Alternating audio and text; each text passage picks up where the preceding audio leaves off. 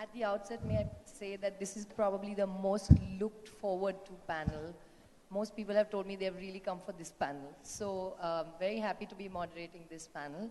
And I will start this panel by saying that there's been a lot of volatility in the markets in the last few months.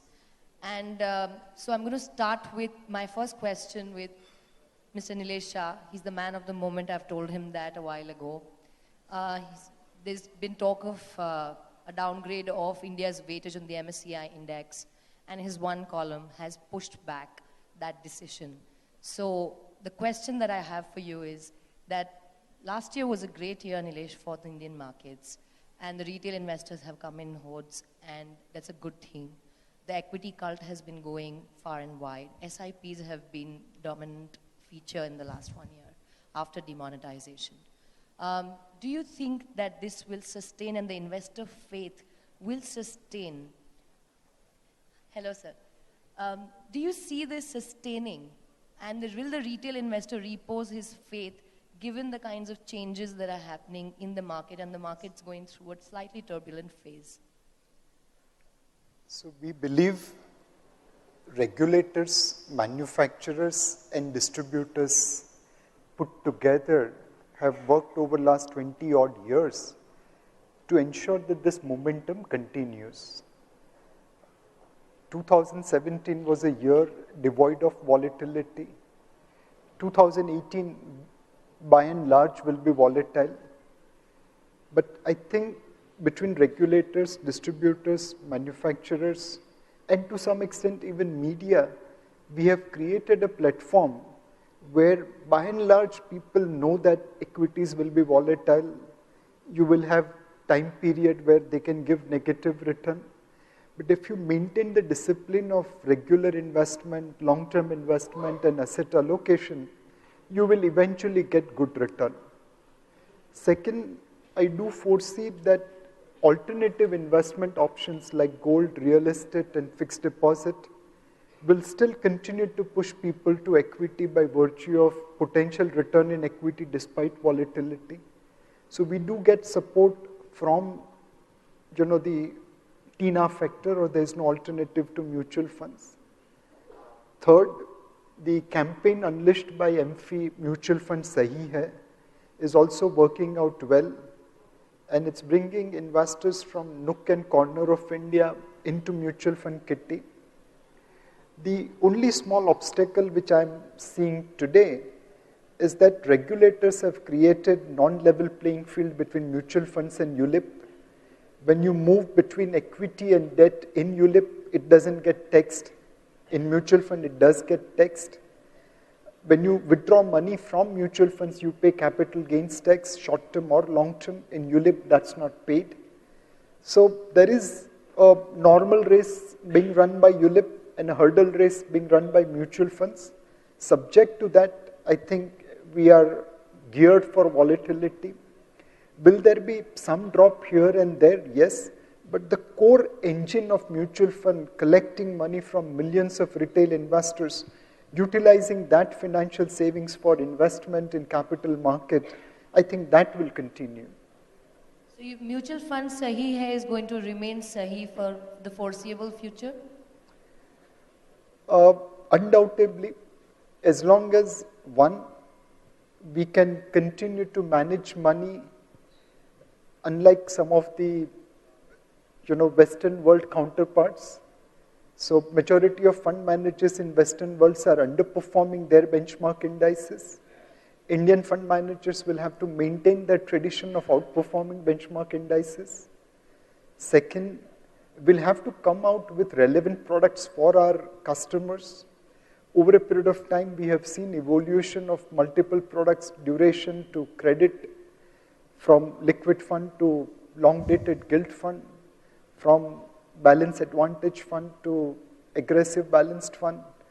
So we have launched number of products, and we'll have to continue to launch products to service the needs of the customers. As long as we have products which serve the need of the customers, as long as we have fund managers who can deliver value to the customers, and as long as we have distributors who can carry that message to the investors, I think the future of mutual fund industry sahi hai. Sandeep, what do you have to say about the recent LTCG tax that has been imposed? What does that do for investor confidence? Because you're going after a much wider audience. You're going people who might be sensitive to returns, who may not have a very high risk appetite, because what this does is that your returns have to be higher in that case to sort of justify the tax as well as give something in the hands of the investor. How do you see that playing out on the investor psyche? So, Manli, the way I see, I mean, I think I'll just first, continue with the earlier question which you asked before I come to this. And I think it's very interesting. We are going through very interesting times. I think the mutual fund today is becoming the first preferred step for anybody to come into the capital markets. And I think what Nilesh mentioned about the TINA factor, I take it, the other way around, that I think it's, even if one is a TINA factor, standalone this product is so good, I think there's no reason why more and more investors will not come into the mutual fund industry. And I think it's very interesting. I mean, while we've been all seeing very good times in mutual fund industry, I like to, for me, having spent 2 decades in this industry, I've just seen one thing. All of us as manufacturers, distributors were doing the same job for many years. But two things that changed in the last few years. One was the demonetization. Another one, I think we can't undermine the role of media. I think the way, they have started talking about mutual funds because there was always wealth creation which was happening. But I think today taking it to retail, talking about, this conclave like this, you're taking it to the retail level where people have to be made aware what mutual fund can do. And I'm saying the other way around now. What do you miss out if you don't invest in mutual funds? So that's the great thing that the media started doing. And why I gave this background, I think I personally believe, the LTCG, a lot has been talked about. And the way I see it, it's a little different. I think in India, the mutual fund investors, if you see, 2% of the population has been investing in mutual funds. And majority of these investors till now were looking at, either gold, real estate. And when this money, comes into mutual fund industry, even after the LTCG, the kind of returns the mutual fund industry can generate, this 10% does not impact. And also the way I see is, I think you have to divide the industry in 2 parts. One is the savvy people who typically watch the business channels, look at the market movement every hour. For those people, yes, it matters a lot. But I think if you look at the real Bharat, the small investors who are investing 500 rupees, 1,000 rupees in SIPs, for them it does not matter. I think our investor class is very different. We are in, a lot of our SIPs that we do are 50 rupees, 100 rupees, 200 rupees SIPs. For those investors, it does not matter whether LTCG has come or not come. So I think I clearly see the opportunity, the India growth story is intact. I think it will keep getting better. And mutual fund industry, rather I put it the other way around, mutual fund industry is going to be driving the key change in the Indian capital markets. And now mutual funds and SIPs is going to become a part of monthly wallet for every Indian. So I think I don't see a very big impact. A lot of people, intellectual people will keep talking about LTCG. And I think it is not going to impact the real Bharat, where I think that's the audience for mutual funds in India. Would you agree, Mr. Puri, on this one, that the investors will keep their faith despite, kind of a mismatch that has been created between the insurance investment products, which is ULIPs, and mutual fund? Do you see investors gravitating towards that, or do you see this trend of more money coming into mutual funds continuing? So I came late, I don't have a mic. Okay.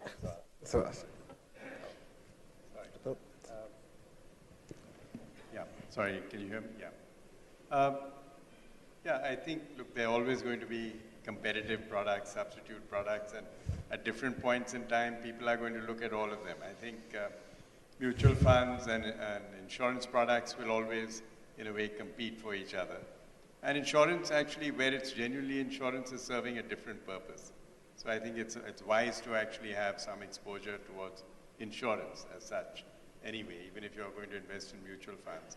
The real issue is the other types of products that retail investors have typically put their money in, whether they were entities like chit funds or Sahara or the para-financial institutions in East India, plantation funds, many retail investors who punt in derivatives without having any clue as to what they're doing, mostly lambs being brought to slaughter, frankly, in that market. So there are a number of other things that investors are doing, which I think is where the continued flow into mutual funds will come. I'm not that worried about insurance per se. I understand the arbitrage point which Nilesh was making, which is an irritation, frankly, but I think it'll get normalized. I think usually with a lag, we clean these things up. And I think our industry will probably make enough noise that this will get cleaned up at some point. I don't think we'll let this persist. So that will happen. So the flow will come from these other sources, just as it came from real estate and gold in this wave that we've seen so far.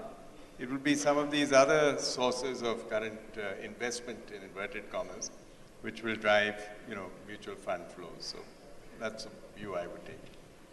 We had a speaker yesterday who talked about, he shared a lot of data and talked about how alpha has been contracting in India. And that is something that sooner or later investors are going to take cognizance of. And the fact that if returns have to be factored in and long-term wealth has to be created, then costs have to come down. So over a period of time, his belief was that the investor will not be willing to pay 2.5%, 2.2%, or even 2% of charges, given that alpha is going to be really hard to generate. But whenever I talk to industry, that's not the belief. Kalpen, what's your view? Because even the regulator seems to be pushing funds to report returns basis, TRI now, that is total return index, and you've been doing it from before the time the regulator sought it. So what's your view about alpha in, in actively managed funds? Do you see that continuing?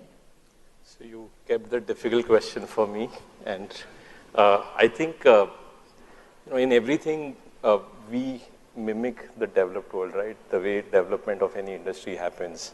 And there's no reason why India also will not really move into that direction. We've had multiple market cycles in the last 20 years, and the next 20 years will be no different. We'll have ups and downs. I think already in the last 2-3 years, if you see, the range of alpha has narrowed down. So what it was 5 years back or 10 years back, and if you see in the last 1 year, it's narrowing down. Now, we'll have to wait and watch that. Is it structural, or is it just cyclical? Because typically when in every market cycle, there's a big move driven by flows, all stocks do well, including cherry picking that fund managers have done. So we'll have to wait and watch how that goes. But I do, evidence shows that alpha has been shrinking. There is no denial to that. And I would not be too worried because as mutual funds, like what even Nilesh was mentioning, and it will be wise for us to not position ourselves only around alpha and only around equity as an asset class. But we are a vehicle which gives a window to investors to invest right from a cash fund all the way to international funds. So there's a huge range available.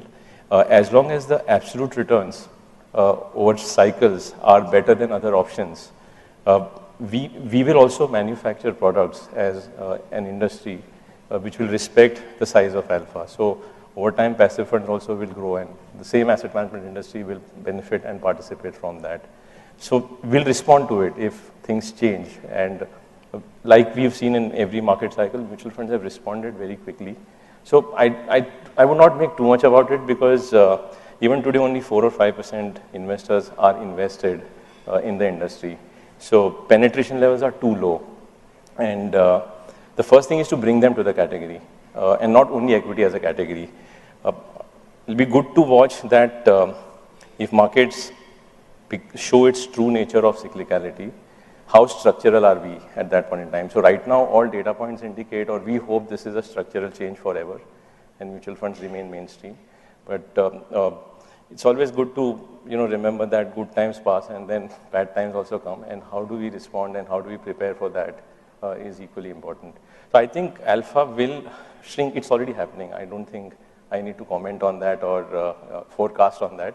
Data is showing over the last 2-3 years it's happening, and we'll have to respond through different styles of products and different price points. And even today they are available. Various price points are available. Cash funds are on at 5 and 10 basis points, for example. How many investors know about it? But they serve a very important purpose of giving better alternative to savings account. Debt funds are run at fairly low expenses. So various options are available to investors even today. Sorry. Yes, Sandeep, go ahead. I think as for the alpha reducing, I think clearly while we can talk about the entire, it may not happen in the entire mutual fund industry across all funds at the same time. You will see the large cap funds where the alpha will disappear sooner than the mid cap. I mean, that is, and clearly I think I feel it's going to, the large cap category is going to be challenged by low cost ETFs. If you were to look at the data for the last 15 months, which is post demonetization till now, out of the top 20 funds, large cap funds, 8 out of those are ETFs, which was never the case. So I clearly see, I think the large cap funds will be challenged by low cost ETFs, and that's going to happen very soon. And that's interesting, Nilesh. I'm going to come to you on this one because I see a very clear divide between fund houses. There are some fund houses like, Sandeep on my left, who has been a votary in some sense of tracker funds or index funds. But there are some fund houses, and if I'm not wrong, you are one who believes that there's still enough headroom to create alpha. But Warren Buffett has, won the bet that he laid in 2007, saying that, ETFs would outperform actively managed funds. So what do you say? Why do you believe, or do you believe that ETF is the future, if or not? So I can answer this question in different terms. In the most lighter one, I will say Sandeep was referring to Reliance mutual fund and not to entire mutual fund industry. He may think that his fund managers in large cap category will not be able to generate alpha. At Kotak Mutual Fund, we believe that our fund managers will generate alpha. But that's in lighter vein. The second thing I would also like to take on Mr. Warren Buffett. Why has American mutual fund industry not able to generate alpha? Is it because they lost talent to hedge fund industry and to private equity industry? What kind of returns have been generated by KKR, Warburg Pincus, Bridgewater? I mean, all those guys have outperformed Warren Buffett by a significant margin. So maybe as ETFs wanted to trade at 2 and 3 basis points, talent moved to hedge fund and private equity funds. It didn't remain in mutual fund industry. Hence, you couldn't generate performance. You pay peanuts, you get monkeys. You don't get portfolio managers. The third thing, in the Indian context, the fund managers will have to transit from being Sunil Gavaskar to Virat Kohli. Sunil Gavaskar was facing Malcolm Marshall, Andy Roberts, Michael Holding, Joel Garner by wearing a skull cap. He didn't need helmet. He most probably didn't even have, as much protection on his, thighs and arms and other parts like modern cricketer.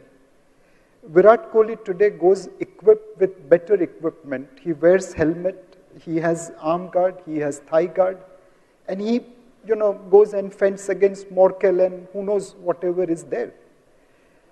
Now, both of them are successful cricketer. Maybe today's Sunil Gavaskar would have required modern equipments to fight those fast bowlers. So as fund managers, we haven't yet used modern equipments. Today, I don't use leverage. Give me the power of leverage, I will generate as much alpha as investor needs. But obviously, I'm taking higher risk to generate higher return. Give me the power of long and short. I will still generate alpha which an investor needs, but I'm taking higher risk.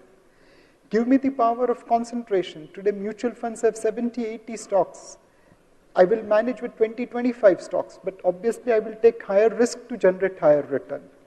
Give me the power to invest into offshore. I will generate alpha over there.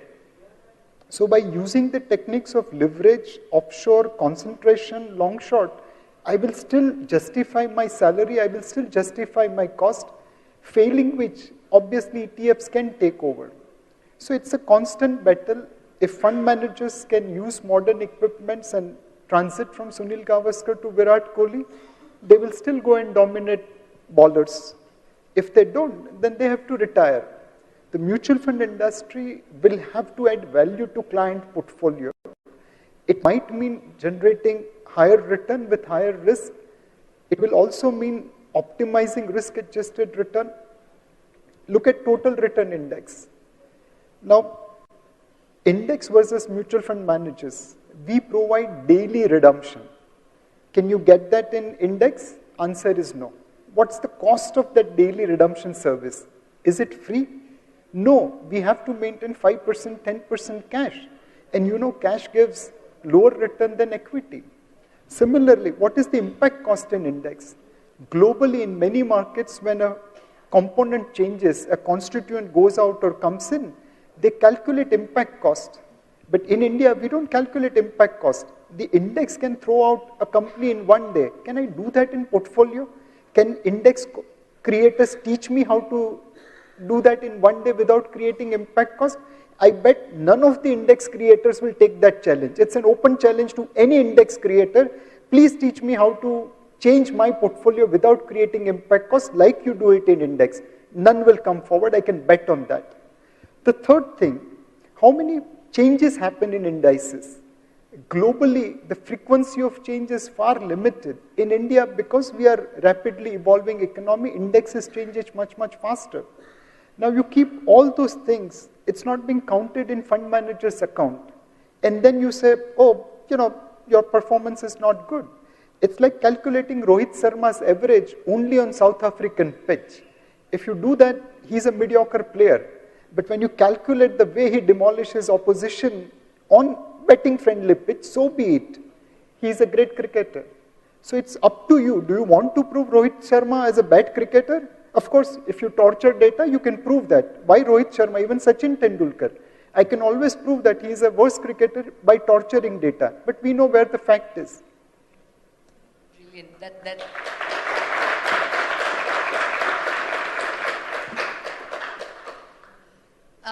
The theme of this entire conclave for the last 2 days has been disruption, digitization, and how industries are getting transformed because of changing, evolving consumer behavior.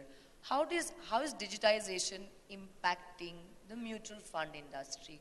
Kalpen, would you like to go for that one?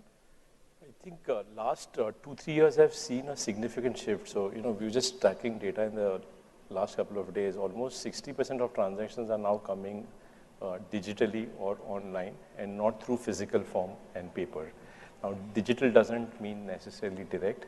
Digital means multiple channels like NSE platform, MFU, MyCams, our websites, broker-enabled, tech-enabled transactions. So almost 60% transactions are now, and we've seen this shift happening only in the last 2 years.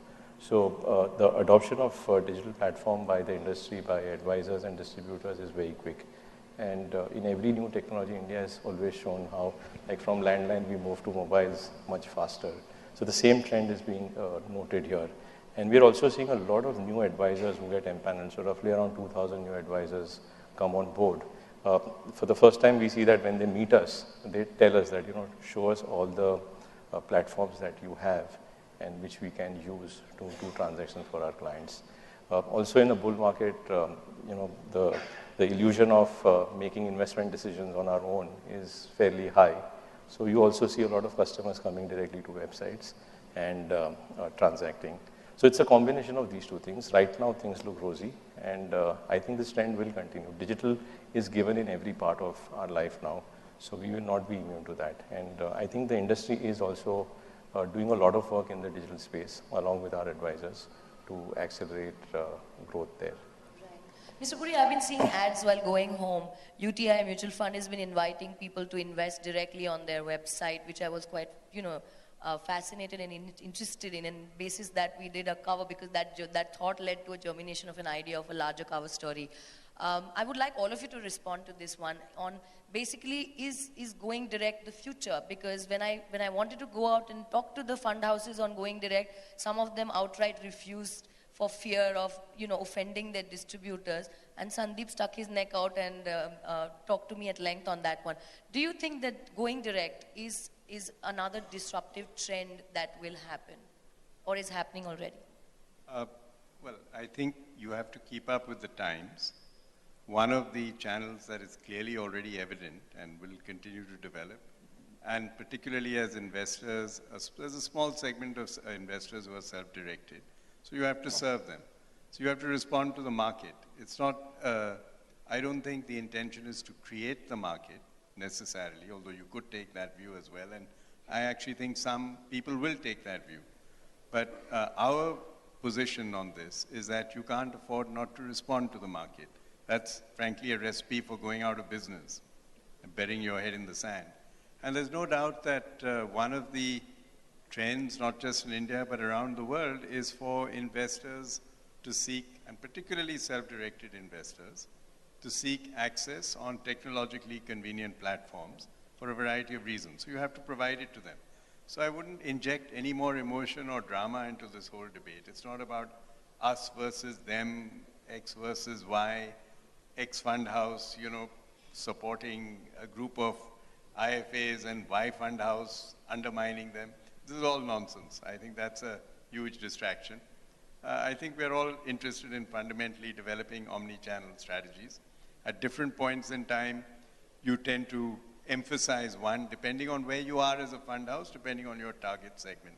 So this is a little bit of a false dilemma. Everybody is going to have some form of ability to service self-directed customers, and they will seek to come direct. There's no more emotion in that. But since Nilesh woke up on this point of alpha and had a little go at Sandeep and so on, I feel I must pick up on his and in the same spirit. Yes, you must. Rebut, I think he's speaking to a convention of fund managers. So obviously his views on this will be popular, but I will take an opposing risk here because I think there were a number of fallacies in his otherwise very engaging description. And let me just lay them out in the interest of, frankly, just establishing some facts. Alpha is very hard to come by. I don't think we need to pretend that alpha is a birthright or that we are all going to be able to generate it. Fallacy number one is, of course, that alpha has to be generated based on a certain mandate, which includes a risk adjustment. If I'm generating my returns by taking more risk, more concentration, etc., I'm actually not generating alpha. So many of Nilesh's examples of the ways in which fund managers generate so-called alpha is actually not alpha.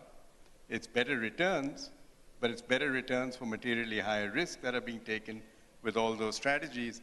And the real truth, which all of us understand, is that much of the so-called alpha that was generated in the Indian asset management industry, and this is not a point-scoring issue, I think we all understand that, was based on a misalignment of mandate, a misalignment of risk, and therefore comparing ourselves to indices which frankly were not relevant.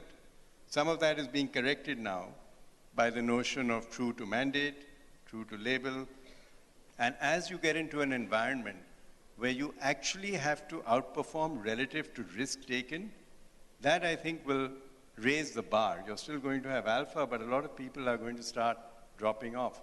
And to compare a Warren Buffett to a KKR, I'm sure KKR, by the way, I'm not sure KKR has consistently over all periods of time outperformed Buffett because there are many arguments that say private equity. I know when we did analysis on private equity in India, on average, the average private equity return in India was actually below the index for a long period of time. So it gives you an indication. Of course, the best performers would have been much above and the worst much below. But given that they were taking much more risk, that was clearly a very poor outcome. And generally, you take much more risk as private equity because you're taking duration risk, you're taking liquidity risk. So the two things are not comparable. So I think we have to be respectful of the fact that alpha is extraordinarily difficult. Costs are going to be a huge issue, therefore, for investors. It is well established, all of us know that the compounded effect of paying 150 or 250 basis points year on year, more than an index fund, is a tough act for us to beat. So we're really going to have to look at where we think we can generate alpha. I think most of us are already doing that. Which strategies can deliver that? Revisit our investment processes. And yes, we'll have to prove again, and I think we will prove again, that as an industry we can generate true alpha, which I honestly don't think we've had to do yet. And I think it's a positive development that you'll see a large number of funds who found it very easy, actually, all of us, don't put ourselves out of that, found it very easy to generate alpha because you look at your own table and you'd say funds outperforming benchmark. I mean, that's almost a given in this country. You were expected. Funds outperforming peers was a whole different issue. But funds outperforming benchmark in this country was fabulous. I mean, we took that for granted. We're all walking on water. And I don't think that was very helpful, frankly. So I think we're moving into a better environment, better measurement of alpha. In that context, of course, index funds will play a role. Of course they will, whether for large cap or for other things. But I don't think they're going to replace the ability of really good fund houses with really good investment process, of which we have plenty in India, fortunately, to continue to generate alpha. So I think that's a more balanced perspective. I don't think we need to beat our chest too much. I think we should be a little humble about how difficult it's going to be to generate true alpha. But I still think we're going to be able to do it. Maybe many fewer of us will do it. So we'll separate the men from the boys. That's going to happen for sure. I don't know whether that will shrink the pool of investment managers in this country, because as you shift towards passive, you need fewer investment managers. Maybe there's a Darwinian element to this. It will expose mediocrity. It will expose the permanent laggards. And I think that's a good thing. You know, as a CEO, it might bring my cost base down over time because I have to support less mediocrity in their investment function. So there are many benefits as this process happens. So I think the investors should certainly be cheered by what's coming up ahead of them. Sandeep, you want to go next on this whole issue of cost and innovations, digitization, consumers wanting to go direct, bring the desires to bring costs down, because it does have an impact on wealth creation over a long period of time. How would you, because you directly connect with your consumers, investors, I know that. So when they write into you asking these questions, how do you respond to this? No, I think I would like to put it this way: the cost will have to come down. I think we can't live in this fallacy. The same cost can continue. I mean, if you were to look at this point of time, a fund which is less than 500 crores or 700 crores charges up to 300 basis points. I think it's not going to be possible going forward. So that is one. Because of which it becomes important, if you're talking of cost coming down, digitization is very important. It's going to take away a lot of inefficiency from the system. And I think one of the things that Kalpen said, digital does not mean direct. I think there are so many things which need to be done digital. So maybe a part of, again, the earlier discussion of alpha and this, while we believe it's not a binary thing, alpha will be there or not, it's going to, both will coexist. But the point is, a certain part of fund management will also be replaced by machines. I think we can't ignore that. That's also we are talking of digitalization. One of the highest costs, for all of us in the industry was basically the cost of reaching out to people in Bharat, in small cities and towns. That again is going to come down because of the digitalization. We are seeing for us a lot of new investors are coming through the digital properties, whether our own or through distributors. So that's again, so digital is, I think you can't turn a blind eye to digital. And I link this issue of digital and cost hand in hand. Digital is going to get the cost down, and we will have to pass on this cost to the investors. I mean, when I say cost, it's the reverse of that is by reducing the cost, enhanced returns to the investors. I mean, that's has to be, we need to all factor in. I'm factoring in for my next 5 years business plan that the cost will come down. So I think at no point of time I can keep thinking the same high cost will continue. Your other question, should the investors go direct? I clearly believe from a long-term point of view, I think anybody who knows the stock market very well, knows how to invest, he doesn't even have to come to mutual funds. If he knows everything, he can go directly. Similarly, there will be investors who will become mature. Some of them might go direct, start investing directly. But still, there is a major population in India which will need the assistance, help, guidance, and education of a distributor, because directly investing has its own risk. I mean, just to give you a number, if you were to look at the funds which were existing for more than 22 years, again, without taking the name of the fund, the funds which started in 1995, if an investor had invested in the top 2 funds in India, which started in 1995, 1 lakh rupees became 1.2 crore rupees. And the bottom 2, if you had invested 1 lakh rupees, became 11 lakh rupees. Now look at the cost of going direct. So I think investors who are matured think they know everything and really know. See, thinking that I know everything and really knowing it, I mean, they're 2 different things. If he's educated, he thinks he can do it, he can go direct. But I still believe there will be a very high percentage of Indians who will need that assistance. And I'll keep, in our last interaction, what I said, I think I'll again quote that.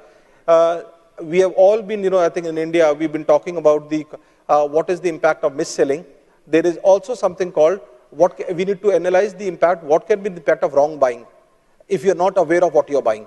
So again, that is exactly the point I said, 1995 funds, somebody 1 lakh became 1.2 crores, the other one became 11 lakh rupees. I mean, I'm sure going through a distributor, he might have paid that 100 basis point extra, or I think typically 80 basis point is the difference between a direct plan. But when you see 1.1 lakh crore rupees is the difference in the absolute amount, I think he might think it's not worth it. So I think I'll say, we need to, again, I think I agree with what Leo said. There are few realities I think we have to live with. I think we cannot always keep thinking that it will not happen. Certain, as right now there's 2% of the population, we need to be prepared that the top 5% might keep moving direct, but the beauty is the base is getting bigger. I mean, today, more people are going to come into the mutual fund industry, and they are going to keep requiring the assistance of the distributors. So both will coexist. I think, not to dramatize it, saying the entire industry will go direct tomorrow morning after this conclave. No, it won't. But the regulator definitely seems to be very concerned about distribution, so it's trying its best to separate distribution from advisory. And this whole trust deficit that exists in the minds of the investors. So how do you view that? How do you view that, Nilesh, this whole regulators move to separate advisory from distribution? How is that going to play out, and will it impact your penetration levels?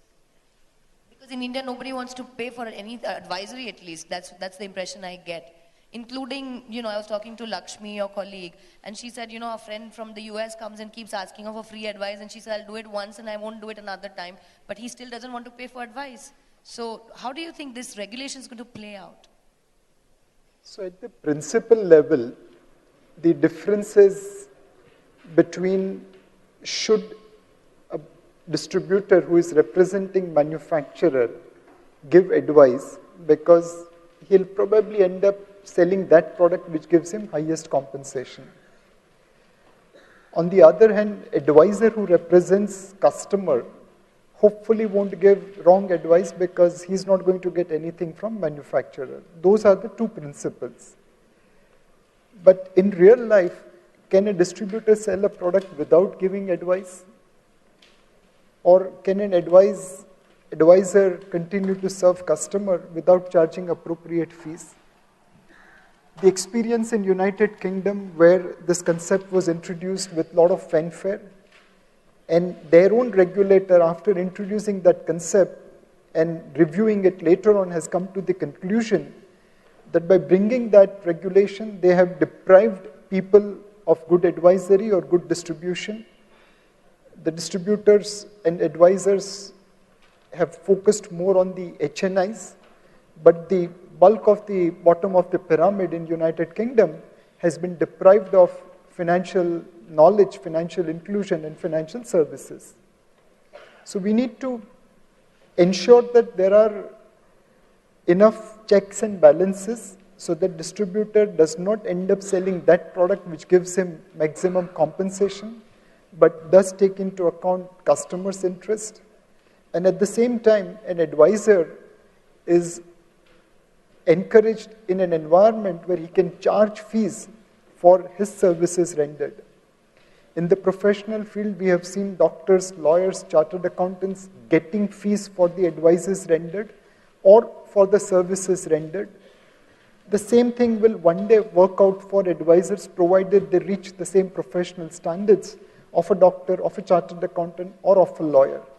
And in the meantime, till such time we reach that platform, we'll have to ensure that there's coexistence of distribution and advisory model with appropriate checks and balances. Kalpen, would you want to go for this one? How do you view the separation of advisory versus I think distribution? SEBI's been trying to do this for the last couple of years, and every time a new document gets circulated, it does not really capture a lot of fundamental ground realities. And I agree with what Nilesh said. There's room for both, actually. Both will evolve over time, but the practical difference of an advisor only giving advice and then not saying which fund should you buy, and vice versa, a distributor just selling a product without giving the right advice and making a financial plan. Those are very practical realities that I think have to be thought through further. There are a lot of confusing, conflicting ideas, like from a family, two brothers can't be in the same business. So the whole framework has to be revisited on a more practical basis, and I think there's still some time before we reach there. And I'll just add to the earlier question that you were saying, I always, keep this in mind that the fixed deposit base of 100 lakh crores is all direct plan, right? So investors have gone there for a 5% return after tax, and that's the huge pie which is lying there. And our industry actually is oscillating right now between two extremes. There are ETFs at 3 basis point, and there are equity funds at 300 basis point. There is huge room for volume and margin both. somewhere in between. If collectively we moderate our greed, we as manufacturers, partly advisors, and even investors, because in trying to go for a 3 basis point product, you could lose out on 2-3% alpha over time or miss buy, or in selling a 3% product and asking for that type of pool, we will kill the returns of our product. There are fixed income funds even today at 1.8% to 2% fees when interest rates are only at 7%. These fees were relevant when interest rates were 16% 20 years back. So the fees have not changed. I think there's a lot of room to moderate and see how the pie can be expanded. And the pie should be expanded not when times are only bullish like right now, but even when things turn bad. You know, this has been the most animated audience I have seen in the last 2 days in this particular session. So I will basically quickly throw this, take questions from the audience if there are any before we conclude this session. Are there questions from the audience?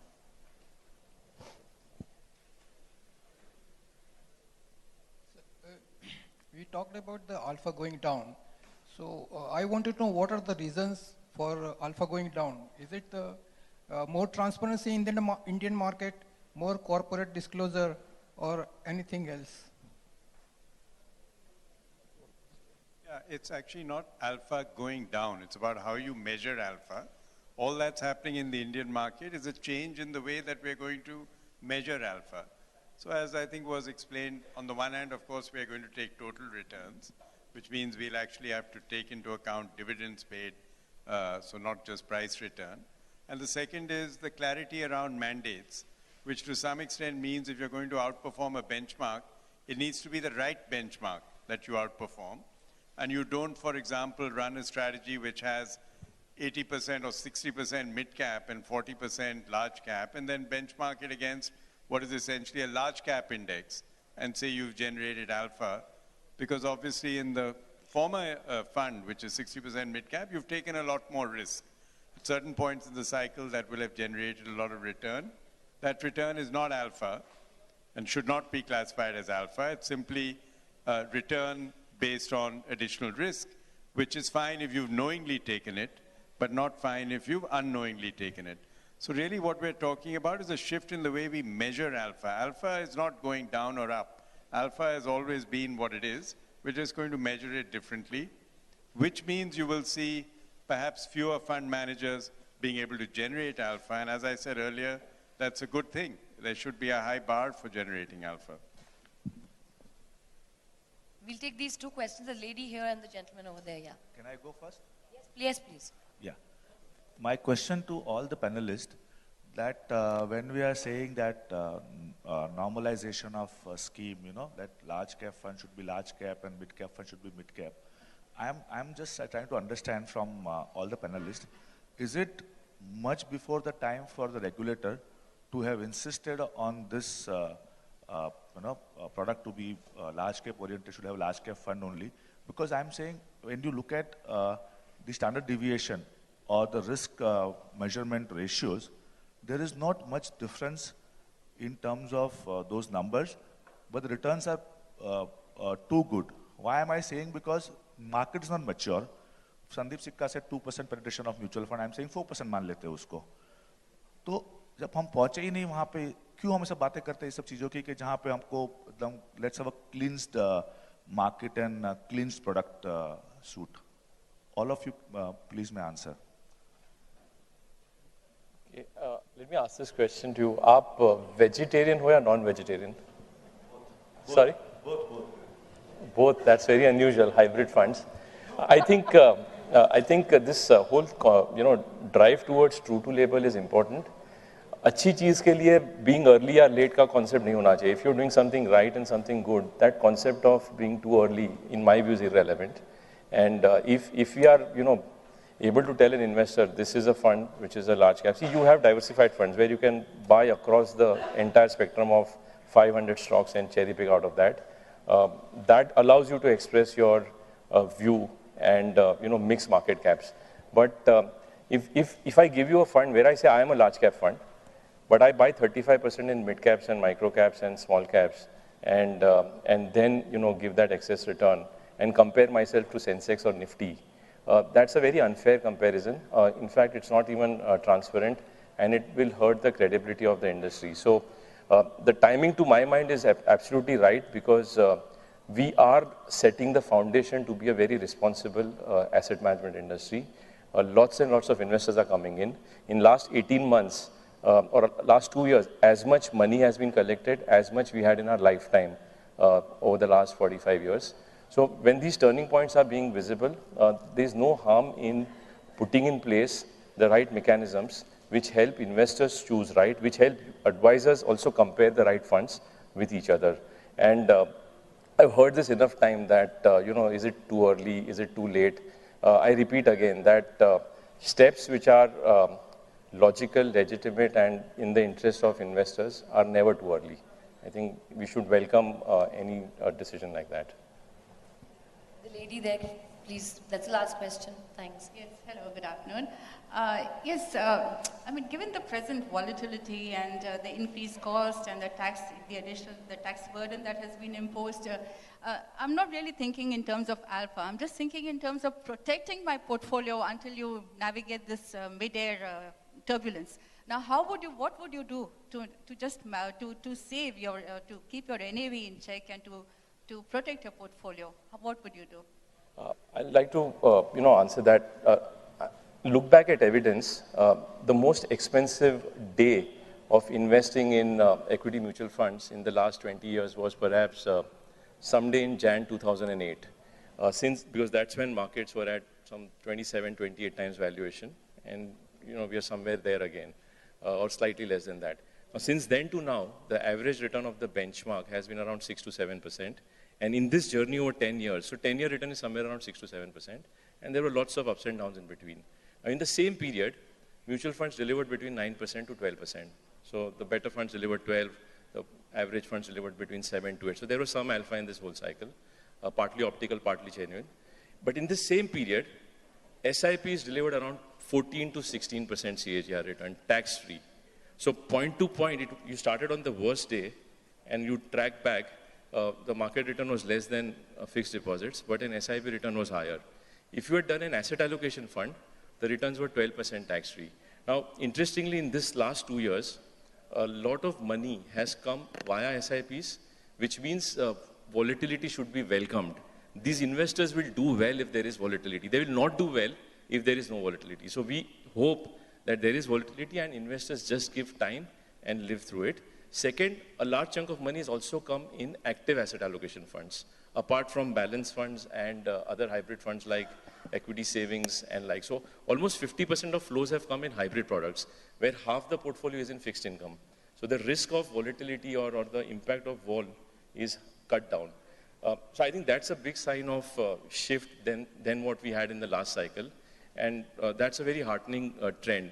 And increasing incrementally also, if investors who are afraid of volatility and cannot give that type of time horizon, there are series of such smart hybrid products that can be looked at. So mutual fund is not only 100% equity as an option. There are multiple risk return payoffs available for investors who want different degrees of volatility and protection against that. Thank you. On that note, I'd like to thank all the panelists here. Thank you very much for being here. We are now going to the most exciting part of the evening, which is the awards. Thank you very much. Thank you.